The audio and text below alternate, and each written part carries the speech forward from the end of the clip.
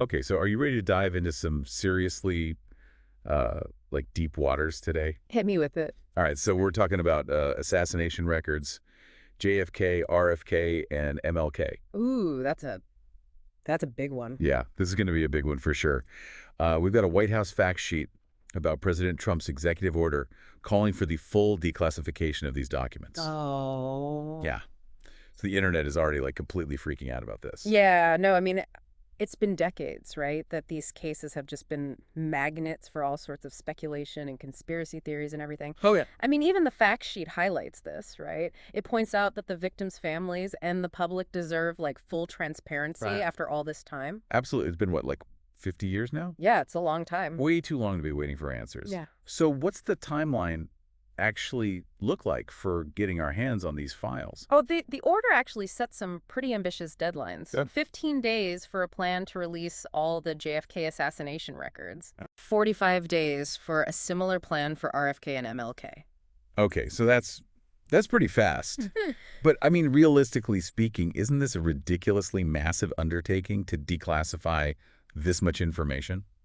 Yeah, definitely a tall order. And you've also got to consider the potential national security concerns, legal hurdles, just the sheer volume of documents to sift through. Right.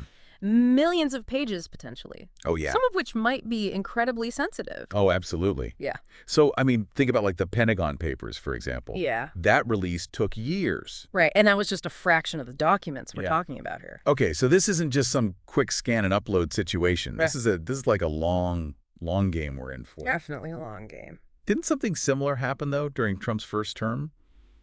I feel like, weren't there already attempts to declassify some of these files? You're right back in 2017 and 2018. Okay. Trump did push for more disclosure. Ah. He directed agencies to kind of reevaluate the redactions Right. and release information that wasn't really considered sensitive anymore. Right. But then things kind of stalled under President Biden, as the fact sheet points out. So this is kind of like Trump picking up where he left off, Yeah, but with a lot more force behind it this time. definitely with a lot more force behind it this time. Yeah. Okay, so he's clearly making a statement here.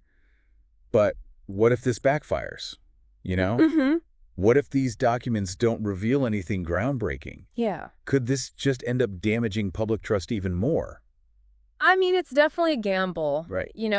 If the releases don't kind of live up to the hype, then it could end up fueling even more skepticism about the government's handling of these cases. Right, exactly. Yeah.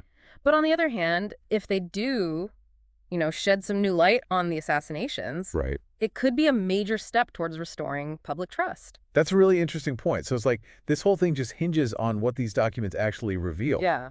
Do we have any hints at all about what might be in there? We can speculate all we want, but the truth is nobody knows for sure. Right. And that's part of what makes this so fascinating, Of course. Yeah.